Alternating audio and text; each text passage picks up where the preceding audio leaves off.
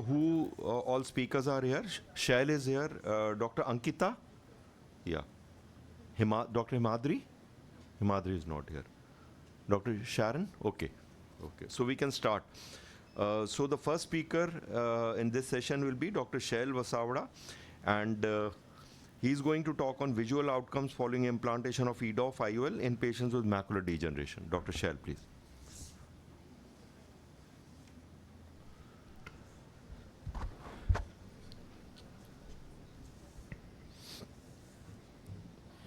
Very good morning. This study was part funded from a research grant support from Alcon Laboratories. So the purpose of the study was to evaluate the visual outcomes following implantation of a non-diffractive extended vision IOL in patients with pre-existing early dry macular degeneration. With more and more use of extended depth of focus IOLs, there is a trend of pushing the limits of and choosing them even in eyes with some retinal comorbidities. So that was the main aim.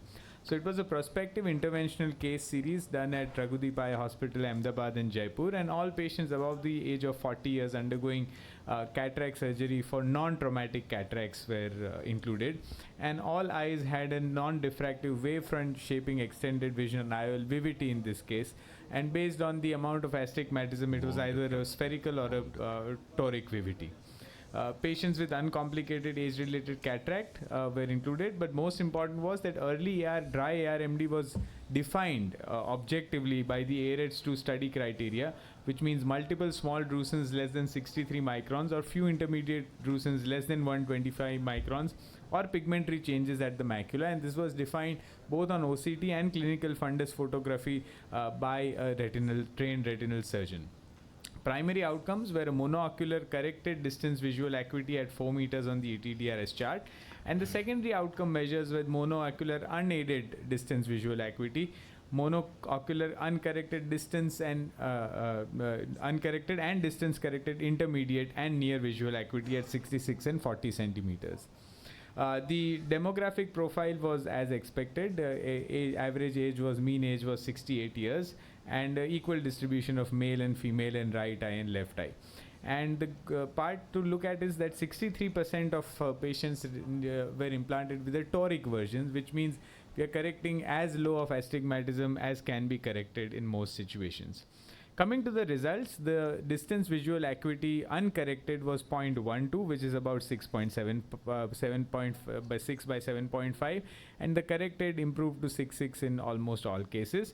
The uncorrected visual acuity for intermediate and near was also quite good, 0.25 for intermediate and 0.23 mean for near, which is around N8 to N10, N8 parts to N10.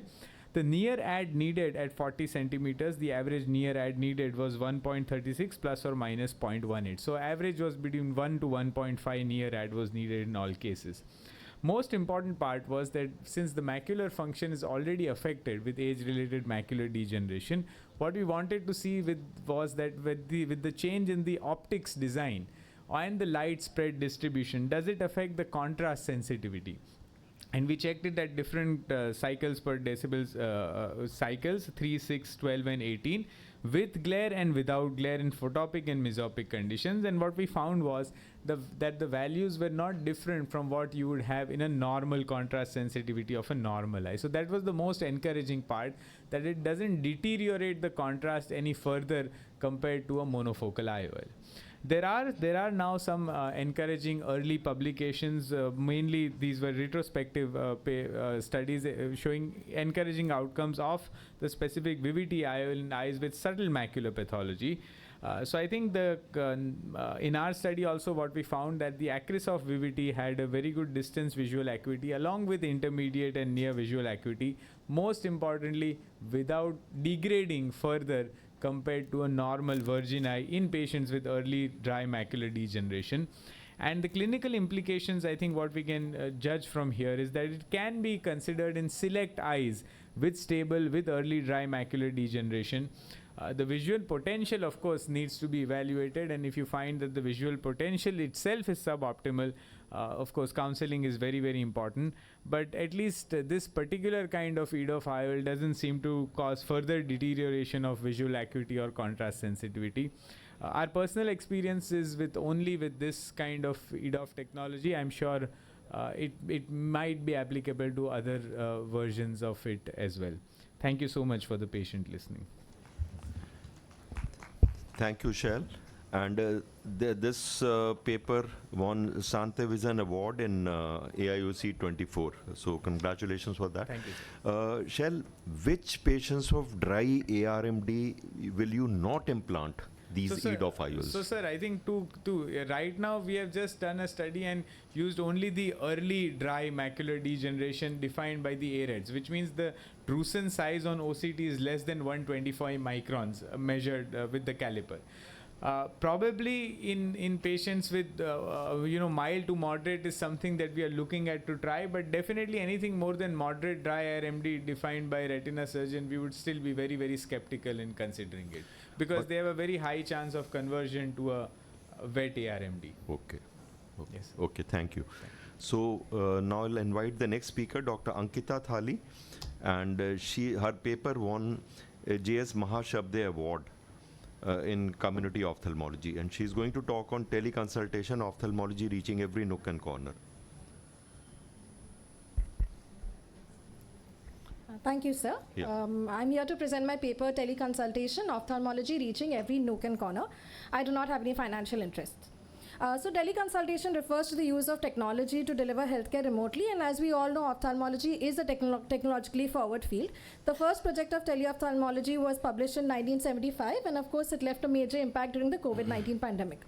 The aim of our study was to analyze the impact of teleconsultation in India's rural community. Coming to subjects and methods. So first, let us talk about the teleconsultation unit, which we refer to as vision centers, which are set up in the rural communities, each one catering to a population of about 20,000 to 50,000 people, and each one equipped with equipments for slit lamp and fundus photograph machines, Sheards tonometer, trial sets, retinoscopes, optometrists, and a good network for communication. Besides this, there are also sphygmomanometers, glucometers, electronic medical records, and an optical shop. So the optometrist basically takes the history, does the refraction, and takes the slit lamp and the fundus photographs. Coming to the base hospital setup, so there is an exclusive room which has 2 computers with good network for communication, and at a time it is handled by 2 qualified ophthalmologists and 2 staff nurses. Then teleconsultation is carried out with the help of 2 apps, namely Skype and Remedio. So the doctor can communicate with the patient using the Skype app via video call, and the images which are sent by the optometrist are viewed by the doctor using the Remedio app.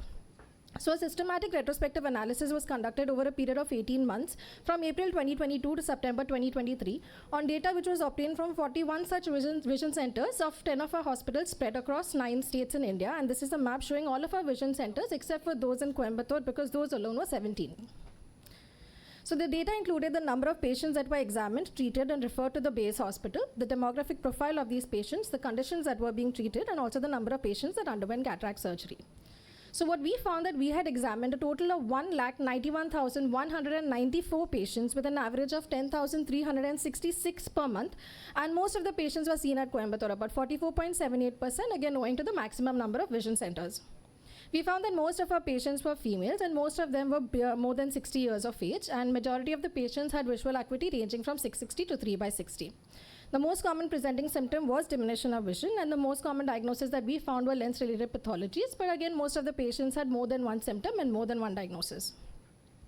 So coming to the discussion, Bone et al. in 2020 found that with a population of 1,380 million people, India had 270 million people living with vision loss, out of which 9.2 million were blind. In developed countries, the average ophthalmologist to population ratio is around 39 per million, while in India it is only about 15 per million. What makes it worse is within the country itself, in urban areas, there is 1 ophthalmologist for 10,000 people, while in rural areas, there is 1 for only 250,000 people. Therefore, teleconsultation can help us bridge this gap.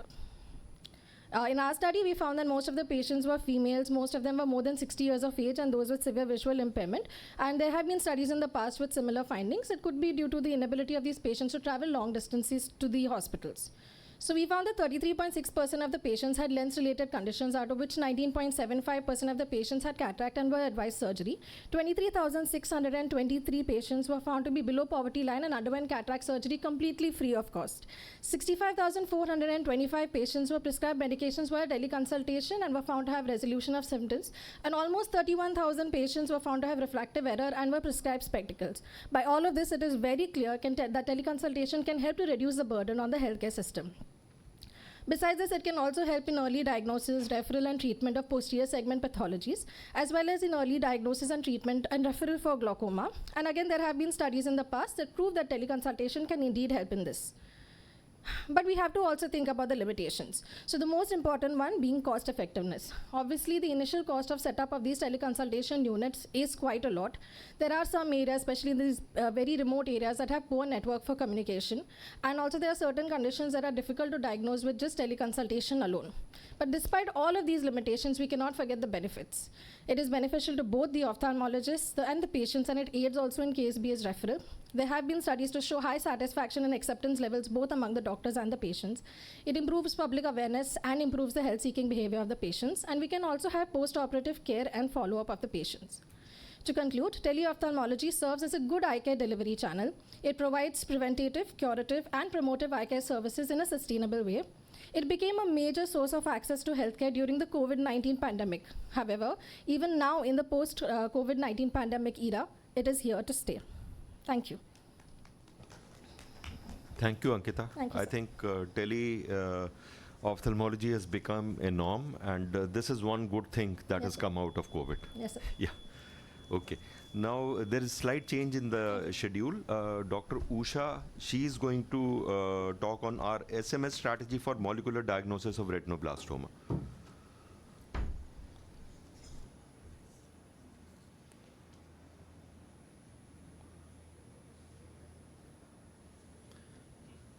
Can we have the other podium also ready?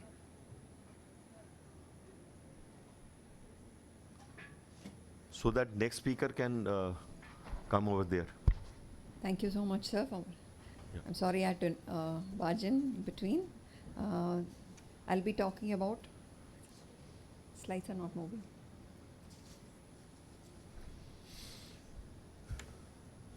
Yeah. So molecular diagnosis of retinoblastoma is available only in few centers, but another important aspect is sending the fresh specimens, which is the bottleneck now. So we aim to develop an indigenous method for the molecular diagnosis. So DNA is isolated from the blood and the tumor samples wherever it is available using the suitable kits. The quantity and the quality of the isolated DNA is checked by the qubit fluorometer and the agarose gel electrophoresis. Sanger sequencing and multiplex ligation dependent probe amplification were used to detect the point mutations and deletions, duplications of RB1 gene. Both the steps involve the amplification of the gene or the probe that binds to the gene. So we do methylation specific, that is MLPA, for detection of promoter methylation in RB1 gene. Next generation sequencing methods for the targeted, sometimes just or whole exome sequencing were also employed to detect the single nucleotide variations and copy number variants in additional genes. I'll be sharing details about it. So a fully functional setup has been made at Arvind Eye Hospital, Madurai, with 543 families who have been benefited by this. So with all the methods, all of these methods and high throughput instruments in place, we could now complete the analysis starting from sample collection to report generation in just 3 weeks' time. The genetic analysis and counseling benefited 543 families with retinoblastoma. Patients with mutations were 305. Patients without mutations were 238. Families with mutations were about 41. So more than 100 mutations covering a diverse spectrum such as nonsense, missense, frameshift, splice are identified by our analysis, out of which 20 are novel, and these mutations are being characterized for the pathogenic role. This is a patient where promoter methylation was identified actually in 4 patients in our cohort, but not in the blood. So if it's there in the tumor sample and not in the blood, this is an epigenetic event and they're less likely to inherit the mutation to the next generation. This is one such case where there was a unilateral RB without any family history was found to have the promoter methylated in both alleles. The red arrows show that. So increased copy number of MICN was demonstrated in several cancers. In our cohort, we detected increased copy number in 3 patients correlating to the severity of the disease. Our next generation sequencing analysis has identified several candidate genes involved in the tumorigenesis. We found the gene amplifications of many of these which are mentioned, and these genes are involved in the cell cycle regulation, cell proliferation, and apoptosis.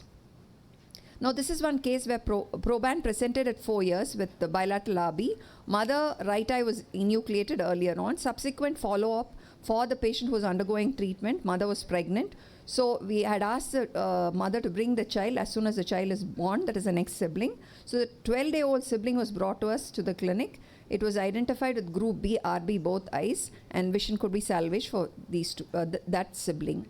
Here we had 2 similar looking twins. One had RB and the other had a suspected RB. There's no family history of RB, so no mutation was found in the parent's blood. Twin A had de novo germline mutation in the blood, and the other twin did not have any mutation in the blood, which meant that the other child was absolutely normal. Proband presented at 36 months of age with no family history of RB, unilateral RB, group E. Germline mutation was identified in blood, which means that unilateral cases should also go for genetic analysis. Proband presented at 26 months of age, right eye, group E. Germline mutation was identified and closely monitored. And the patient turned bilateral RB during the treatment period. Analysis of parents showed the father as an unaffected carrier, so predicted higher risk for the next sibling. Proband's wife was 2 months pregnant, had a familial RB with 4 affected members. Proband and the mother had heterozygous deletion of exons 3 to 13. Family wanted to know the risk of RB in the growing embryo. Prenatal testing was done by amniocentesis, and the same deletion was found in the fetal DNA. So, risk of RB in the offspring. Left eye enucleation was done at 6 months for the patient. No mutation was found in the patient's blood, and so it was less than 1% chance of getting RB in her offspring. Followed up, and a normal child was delivered. Risk of secondary tumors. Left eye was enucleated at age 2 years. No history of RB, non-consanguineous family history. No mutation identified in blood, so no risk of developing secondary tumor. So genetic analysis plays an important role in clinical management of retinoblastoma. Our translational research of genetic testing was affordable model, and our model can be replicated in a resource limited setting. We have touched the lives of more than 500 families, 2,120 samples through genetic testing and counseling. Thank you very much. Thank you, ma'am. So, which all patients of retinoblastoma do you advocate this blood testing, ma'am? Yeah. So earlier on we never did the genetic testing. Since now we have the genetic testing facility available at our own center, we do it for all patients who have come with retinoblastoma. And with family history of retinoblastoma. Yes, and not only with family history. As I had pointed out, there are some cases where there's no family history of retinoblastoma. Okay. So we can categorize it as a germline mutation or a somatic condition. So when you have family history, it's easy, you know what is going to be the situation. But when you don't have, especially with the unilateral, which is we are teaching earlier on, in this case you had a mutation in the blood as well. So which means that it can be inherited for the offspring as well. So it is important. The emphasis here is all patients who have retinoblastoma, it's ideal to have a genetic testing done. That's the crux, which I'd like to emphasize. Thank you very much. Thank you. So now we have next presentation by Dr. Sharon D'Souza, and she is the AIOS Cornea Award winner, talking on integrating iPSC-derived corneal endothelium on ex vivo model. Good morning, everyone. Yeah. So we know that the treatment for most of the corneal endothelial problems is an endothelial keratoplasty. However, there is a global shortage of corneal tissue, and there are problems related to corneal grafts like rejection or failure. So what are our options to treat if we want to bypass these issues? One being the generation and transplantation of corneal endothelial cells. Now, as complicated as that sounds, there have been groups around the world who have worked on it for the last 15 to 20 years, and there's a development of many new therapeutic modalities for trying to build this. But the challenge is that most of them have tried to expand the corneal endothelial cells from existing corneal endothelial tissue itself. So the timer is not started. From existing corneal endothelial cells itself. Timer is not working.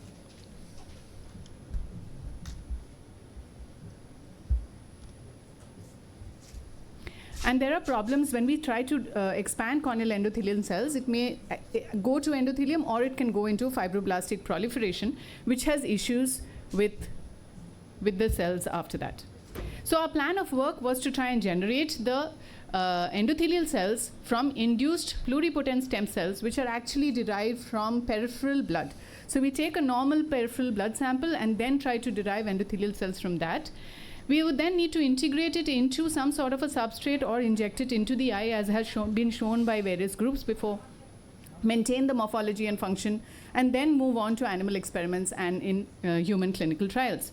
So as I was saying, a normal peripheral blood sample was taken, and these mononuclear cells were reprogrammed to form pluripotent stem cells, which, as the name suggests, are cells which can go into any sort of cell type.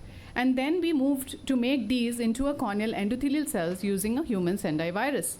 So we all remember the corneal endothelium type of having the endothelial hexagonal morphology. And in the last slide, you can see that the cells are now trying to approximate that hexagonal shape. It's not enough that they look like endothelial cells. They also need to, function as endothelial cells. And the two most common markers that we see or check for to say that these are endothelial cells are the ZO1, which is the zonular occludence, which is the barrier between the two endothelial cells, and the sodium-potassium ATPase pump, which helps the ions function. So we wanted to integrate these cells, which we now have, into a sort of a substrate. So this was our methodology, where we took a cadaveric eye, we did a atraumatic denudation of the endothelium, and then injected cells into it to try and see if we could integrate it into an actual cornea. So you see these images where before the endothelial cell removal, you can see the cells on the endothelial button. After the endothelial cell removal, there's no cell morphology visible. And once we've injected the cells, again, the cell morphology is starting to show after a culture of 7 days. We again looked at the markers themselves, and both ZO1 and sodium-potassium ATPase were reflected on immunofluorescence staining of the corneal endothelium. So we move on to see now, is this the only way to try and integrate these cells, or is there anything more? Can we use anything else as a scaffold? And around the world, there have been work on amniotic membrane and collagen markers. But what we thought is to try and get an alternate approach, and we were looking at using the normal lenticules which we take from the SMILE procedure, culturing the endothelial cells onto this, and then using this as a scaffold to move forward. And it was very reassuring to see that it is actually possible to grow the endothelial cells on these lenticules. And when we looked at the markers again, we can see the hexagonal morphology starting to form with the ZO1 and sodium-potassium ATPase, which are our two functional markers. So going forward, we are now moving to animal experiments, where we are taking these cells which we have grown onto a lenticule or as a cell injection. We're going to be putting them into the New Zealand white rabbit, and then looking for the same morphological markers and integrative markers that we are. So in conclusion, we must move on to find alternative sources. There have been groups around the world working on it. We are one of the first to try and do it using peripheral blood, which is available to us in plenty. And we've now reached a stage where we can integrate and maintain the functionality. And hopefully with the animal experiments, we should know more. Thank you very much for a patient listening. That's a very nice, I think, development which has occurred. So now you have carried out that stage of animal experiments also in New Zealand rabbits? We have injected it into the New Zealand rabbits. We will be following them up for 6 months now to see how long the cells survive. Okay. And then we will be checking the tissue for. Right. Thank you so much. Thank you, Dr. Sharon. So as Dr. Chaitra is putting up her slides, do we have the next speaker, Dr. Hitisha Mittal? Yeah. Good morning, everyone. Yeah. Today I'll be presenting my work that was done at Narayan Nethralaya. No financial disclosures. With over 101 million diabetics in India, I think diabetic retinopathy is a condition that we are very, very aware of, and we need to prevent vision loss in these patients, for which we need something more definitive as a treatment. And how do we find that? Well, recently vitreous sampling has shown us that we are able to find out biomarkers that can actually help us predict the disease and also choose a treatment option that is more suitable for our patients. But vitreous sampling is invasive. We need to take the patients into an OR to do the same. And in our armamentarium, we have other ocular fluids such as tear samples, we have aqueous, and we also have blood, which is so easily accessible because we commonly use it to test our diabetics. So which is why we came up with this bright idea of comparing these biomarkers across these 4 ocular fluids, that is the VAST study. And we wanted to look whether these biomarkers across these 4 samples correlate, and if they do, how strongly do they correlate. So that's our VAST study for you. We included 22 patients who were undergoing vitrectomy for complications of PDR. We collected all 4 fluids in these patients and we tested them for different processes. So this is in brief how the study was conducted and how we looked at the correlation of these soluble factors. At our in-house grow lab, these fluids were stored, they were segregated and then sampled for 53 soluble factors. We used different quantifiers because one single method was not suitable for all of these factors. Finally, the absolute concentration for each of these was then quantified. Now, as expected, plasma had the highest protein concentration and we used something called as a normalization method to make all these samples comparable. The principal component analysis, as you can see on the right here, shows that the ocular fluids all cluster together. So that makes organ-specific sampling very, very important. Whereas down below you see that the plasma ones are quite separate from the ocular fluids. Now this is something called as hierarchical clustering. This becomes important because if you see now in cluster 2, several of these inflammatory and angiogenic factors are clustered together. That means that these factors are closely associated across the different sample size. That again becomes very, very important. So now out of the 53 samples, we saw that 48 of them were significant and the highest correlation was seen between vitreous and aqueous, and 28% of them correlated across all the 4 samples. Now, this is something called as a Sankey plot. This basically demonstrates the complex interplay between the soluble factors and the sample source, and the red arrows actually indicate clinical significance or potential drug targets, which are now listed here. Now, besides the usual VEGF and the angiopoietin, you can also see a whole lot of other inflammatory markers. Well, we did have certain challenges. It was difficult collecting 4 samples across different pathologies, and also there was a lot of systemic variability, that can affect the outcomes of our study.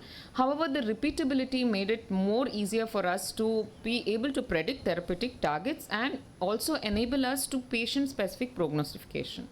So this is the first study where we were able to compare 4 samples, and we hope also that this is the first step to finding novel, customized, targeted treatment for our patients. We saw the strongest correlation between vitreous and the easy to acquire aqueous, and tears also gave us some hope with less invasive surrogate sampling. Organ-specific sampling, like I mentioned before, seems to have more clinical relevance, and I think eventually we will be able to find samples besides the invasive vitreous sampling.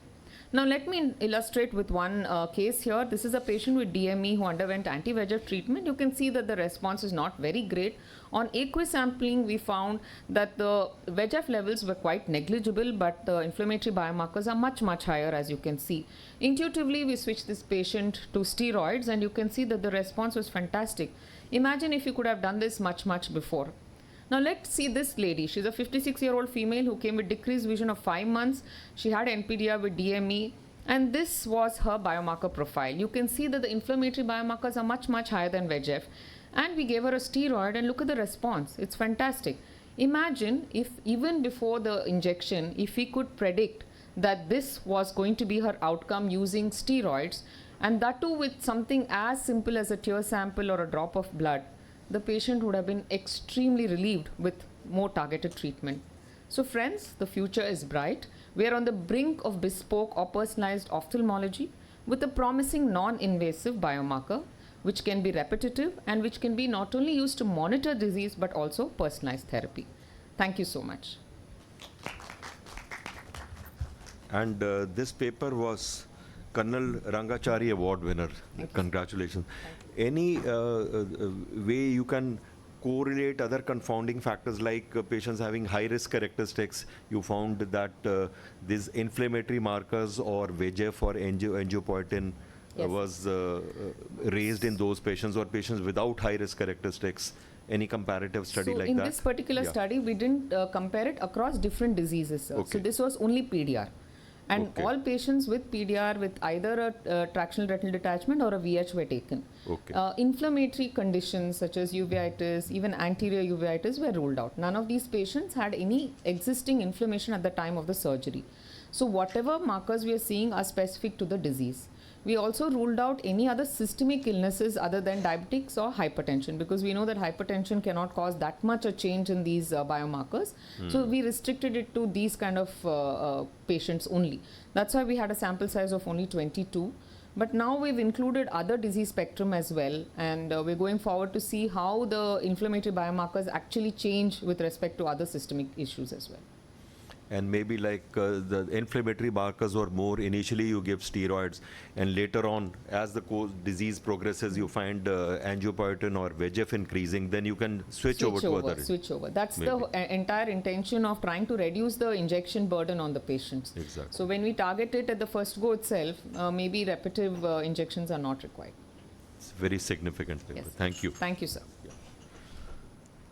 Now we have Dr. Hitisha Mittal. She is her paper is winner of DB Chandra Desai Award, and she is going to talk on rescuing conjunctival lymphatics from mitomycin C-induced damage in rat model of glaucoma surgery. Thank you, sir. Good morning, everyone. So one might wonder, why do these conjunctival lymphatics needed rescuing in the first place? This is because the conjunctival lymphatics are damaged during glaucoma surgery due to cutting, usage of cautery, and application of mitomycin C, which not only damages the pre-existing vessels, but also prevents their reformation in the post-operative period. A study published in 2021 used ocular surface lymphangiography to see the role of lymphatics in fluid removal from the subconjunctival blebs in live humans. Another study published in 2016 assessed the density of blood and lymphatic channels in eyes with leaking blebs post MMC trab and compared it with the normal human conjunctiva. They found that the blood vessel and lymphatic vessel density in MMC treated eyes was significantly reduced when compared to normal healthy conjunctiva, thus hypothesizing the toxic effect of MMC on these newly developing channels. So these damaged channels would result in a defective fluid removal from the subconjunctival space, eventually causing bleb failure. This led us to wonder, can we induce lymphangiogenesis in the subconjunctival space, especially after MMC application? So we did some further literature search and found this molecule retinoic acid, which has been studied in rat tail models of lymphedema and has been known to cause lymphangiogenesis. But we could not find any study that used these molecules on conjunctival lymphatics. So we devised this study to see the effect of MMC on conjunctival lymphatics and to see if we could reverse this MMC-induced inhibition of lymphatics by simultaneous usage of retinoic acid. It was a prospective experimental interventional study done on 25 Sprague Dawley rats who were divided into 5 groups. We used a 30-gauge needle to inflict injury in the subconjunctival space in the superior quadrant and formed a bleb. This bleb constituted BSS in group A, mitomycin C in group B, retinoic acid, which was the molecule under study, in group C, a combined MMC and retinoic acid bleb in group D, and DMSO bleb in E. DMSO is dimethyl sulfoxide. It is the vehicle used to reconstitute this retinoic acid molecule, and we wanted to rule out any confounding effect of DMSO on the lymphatics, hence this 5th group. On post-operative day 14, all eyes were enucleated. The superior conjunctival tissue was excised and sent to our pathology lab to stain with mesentrichome, CD31 and D240, which are the vascular and lymphatic endothelial markers respectively. And we looked at the fibrosis, lymphatic and vascular density. Now coming to the results, these are the D240 stained specimens from our rat eyes. The upper left image shows the normal conjunctival tissue and the arrows marked shows the pre-existing conjunctival lymphatic. In the next image, we can see there is an increase in the number of conjunctival lymphatics in BSS treated eyes. This shows that in response to a local injury, there is an increase in the number of conjunctival lymphatics.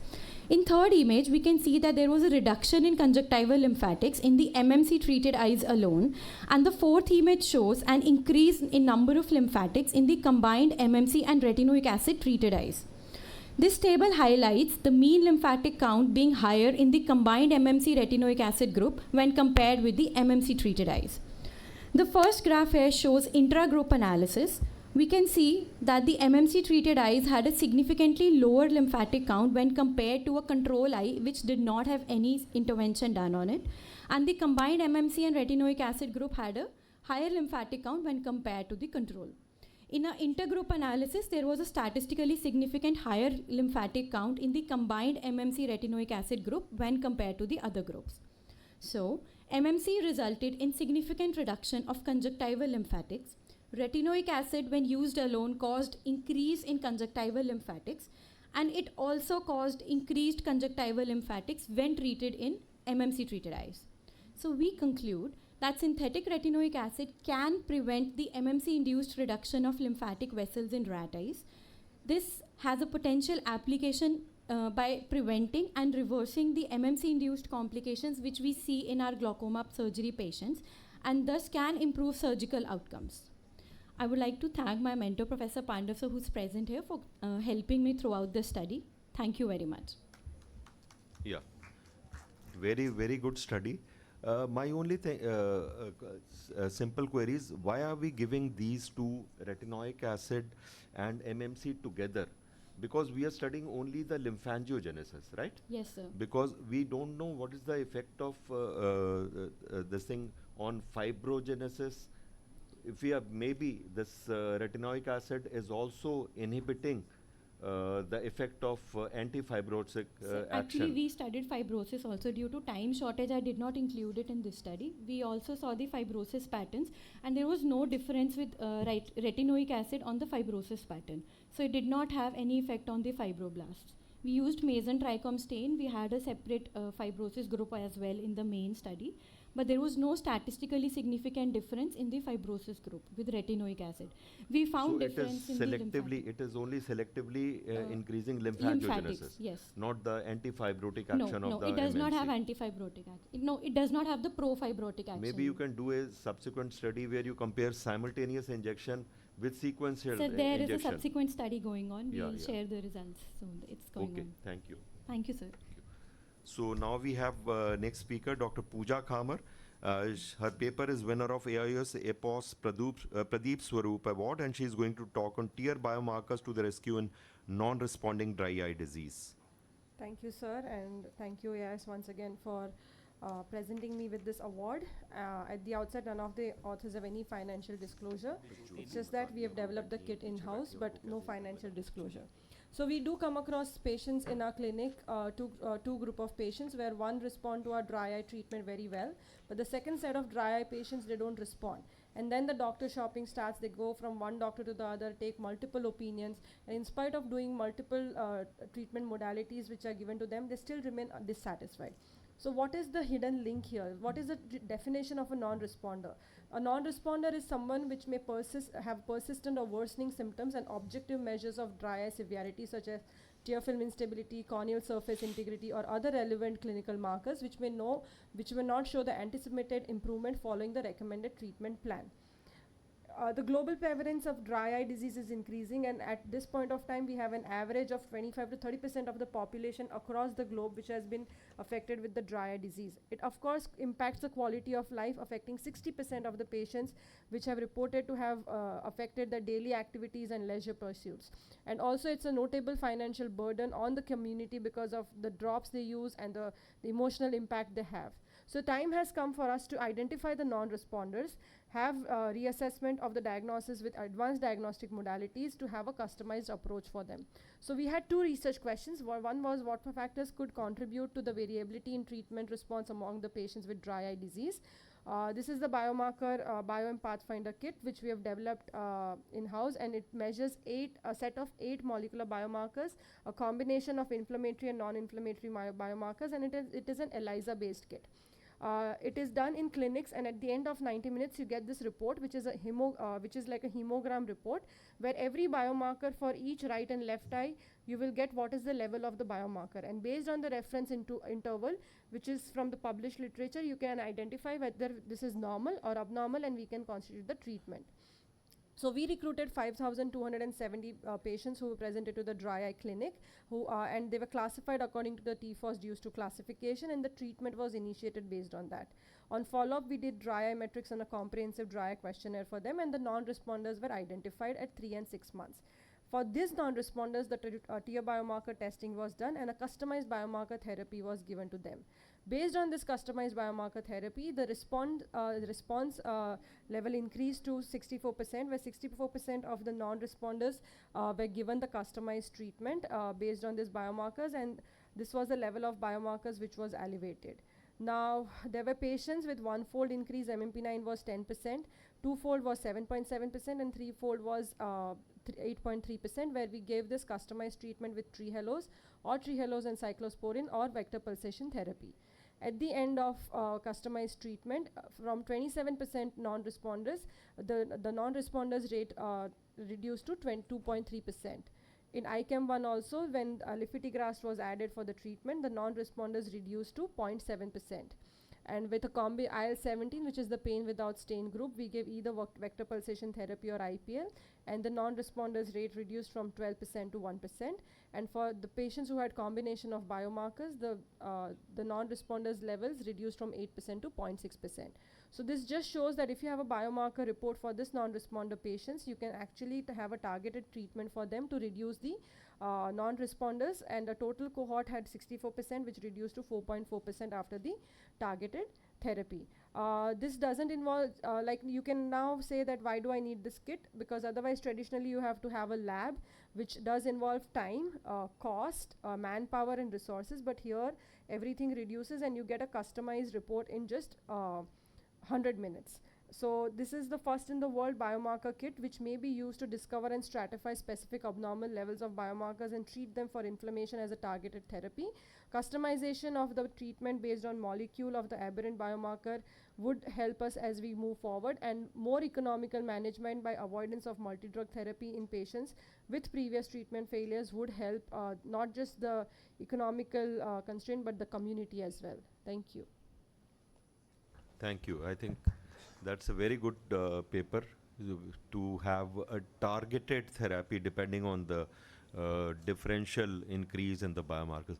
But I just noticed you had estimated VEGF levels also. Yes, what is the significance of that? So, so I present the dry eye aspect of it, but we are aiming that this kit should not be just for dry eye patients.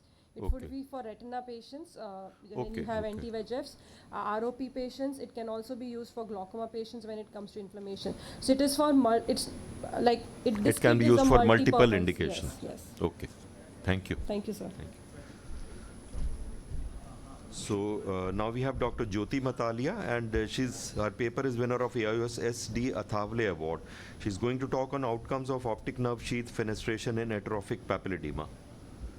Yeah, so good morning all, and I'd like to thank AIOS for this opportunity and for the award as well.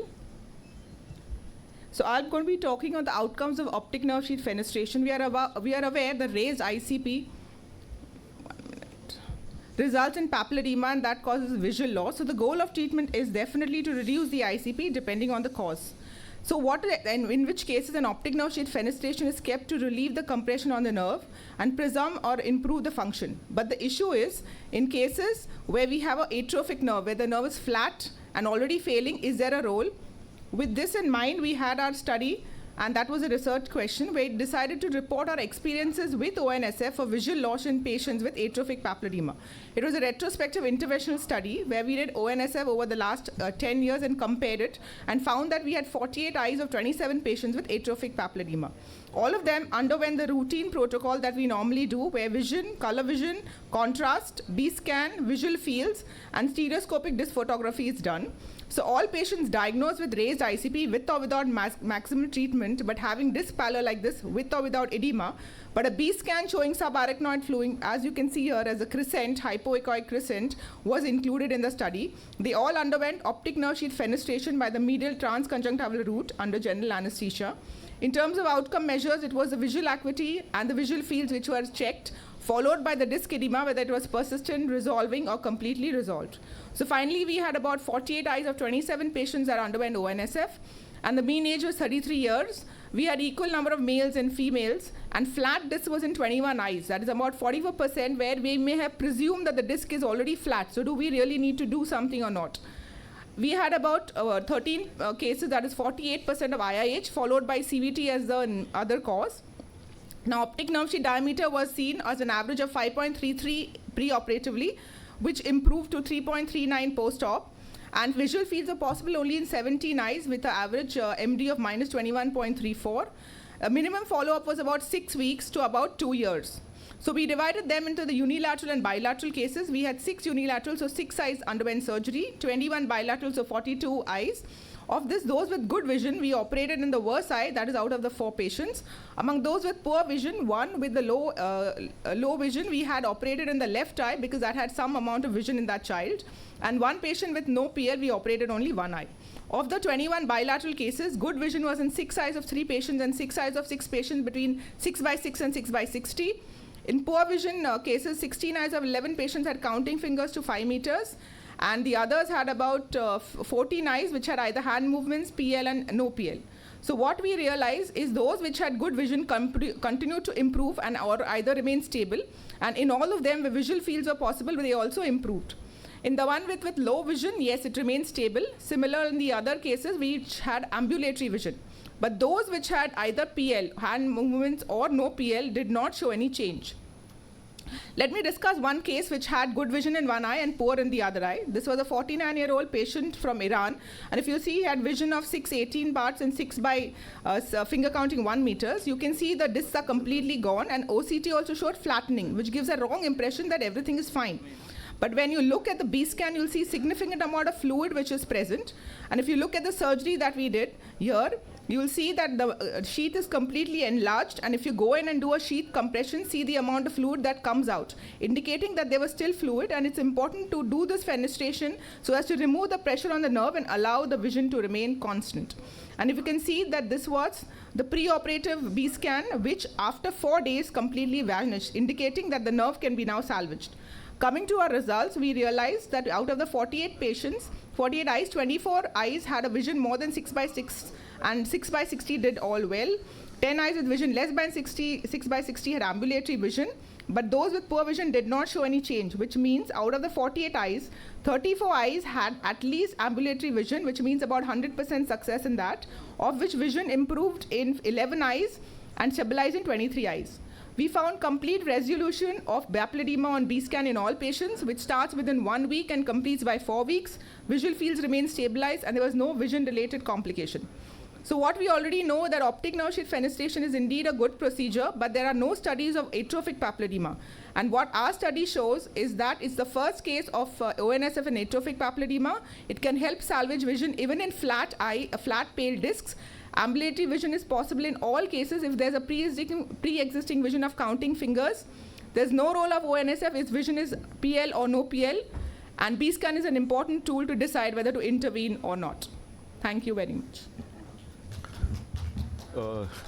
Dr. Jyoti, so what is the carry-home message? What cases of flat papilledema with pale disc without PL, you said it's not... It's of no use. Yeah. Anything with counting fingers, better than that, and you need to have a B-scan showing that there is still fluid behind it. There is some fluid Yes. in the subarachnoid space, because that is the actual communication with your the brain SAF and the subarachnoid fluid and the ventricles. So if you know that there's a pressure high, your SAF will be evident behind your optic nerve, in which case you need to remove it if you have anything better than counting fingers.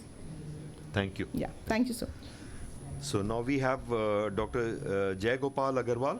Yes. And he's going to talk on his optics, refraction, contact lens is for excellent refractive outcome. AI-based IOL calculation emerging trend over current practice.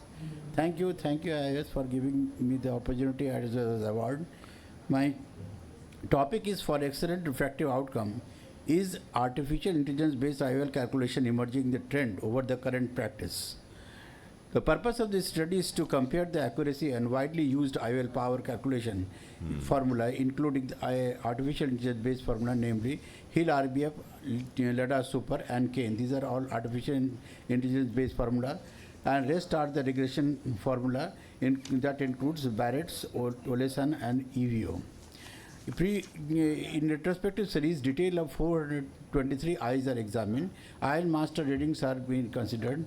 The patient are distributed in groups in the terms of axial length. That is group 1. That is more than 24.5 millimeter. That is large axial length group. And in axial length, group 2 is the axial length between the 21.5 and 24.5. And the group 3 is less than 21.5. 1 month post-operatively, reading is taken and calculation is done by the same professional and the auto-refractometer instruments. We have calculated best corrected acuity, post-operative actual dioptric power, and the number of dioptric error. These are slides showing the inclusion criteria. These are all normal cases of the cataract. There are the exclusion criteria, as you know, that there should be no previous history of surgery and there are no diseases. These are data collected from all types of eye. This is large data. I am showing only the fragment of it. The calculation is done for the refractive mean numerical error, mean absolute error for IOL formulas at different axial length group were calculated and compared. Refractive error absolute value by percentage of each formula calculated at 0.25, 0.5, 0.1 and 2 diopters. The mean absolute error are another indicator for the IOL formula prediction accuracy. A small standard deviation of mean absolute error shows that the accuracy of the prediction is very good. Centroid residual astigmatism prediction error are calculated for each method, where we opt for the toric IOL. In this case series, we have 26 cases. These are the table showing the demography and perioperative biometry ocular parameters of the patients. This is the calculation done for the mean numerical error. It shows that the artificial intelligence for formula like Hill RBF and LEDA Super are better than any other formulas. This is the mean absolute error calculated and it is tabulated. It again shows the Hill RBF and LEDA Super are better. These are the sensitivity of the formula prediction at the 0.25, 0.5, 1 and 2 diopters. Here again, artificial intelligence-based formula, that is Keynes, LEDAS and Hill RBF, gives the minimum post-operative error with more eye within 0.2, 0.5 diopter of spherical equivalent. This is the same thing in tabulated form. Here again, it shows that the artificial intelligence formula has the minimum mean numerical error and mean absolute error. For the toric calculation, we calculate the spherical part of the toric IOL as an artificial intelligence formula, and the short cylindrical part we use Barrett toric calculator, and combining this we get the very good result. For the post-operative post-LASIK calculation, no artificial intelligence formula till now. The centroid error is again calculated, and here again the artificial intelligence formula for the spherical part and Barrett toric calculator for the cylindrical part gives the minimum centroid error. So combination of both are very good, gives the very good result. So for extremes eye again, the long eye and short eye, we have again the same thing. The artificial based formula are better than others. These are for the shows the for the short eyes. They are all calculation. Now it is same thing as shown by the Chang in refractive Journal of Refractive Surgery 2020. Now to conclude, the Keynes and axial length based formula is a single answer for any IOL calculation query. Artificial based formula is totally data driven artificial intelligence based pattern recognition without estimating the ELP, and it is continuously evolving. Thus it becomes more and more accurate. Accuracy becomes more than 90%. Keynes artificial formula being the game changer of the biometry. Though the Barrett formula is very commonly used, here the calculation of ELP is inbuilt and very accurate. It is important to use newer formula, especially for the extremes eye, And for the toric IO calculation, online Barrett calculator is a good choice. Thank you for your kind attention. Thank you, sir. Thank you, Dr. Jay Agarwal. That's very good paper.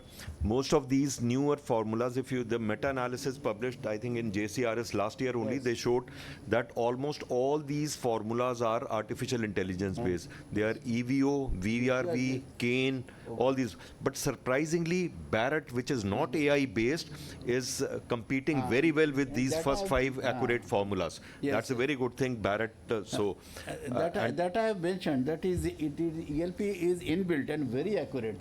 That is the main point where the error is coming on. And in your toric, that's very good thing which you have done. The spherical was yes. done with AI based, and the toric calculation, cylinder calculation was done with And Barrett. combining That both- shows the importance of Barrett formula. Yes. Yeah. Combining both, it is very good results.